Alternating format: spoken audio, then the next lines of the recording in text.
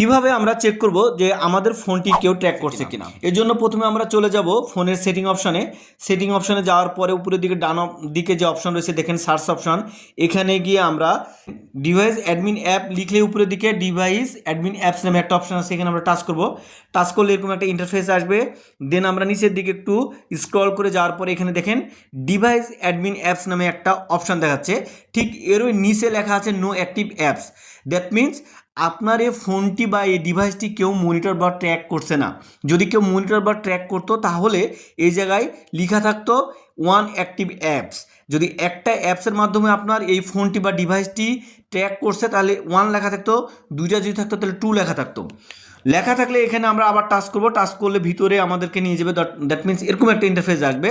এখানে দেখেন যেহেতু ট্র্যাক নাই এই জন্য এরকম দেখাচ্ছে। ট্র্যাক করা থাকলে ওইটা অ্যাক্টিভ নামে একটা অপশন আসবে। ওই অ্যাক্টিভের পরে আমরা যখন টাচ করব, টাচ করলে ওখানে ডিঅ্যাক্টিভ হয়ে যাবে অটোমেটিকলি।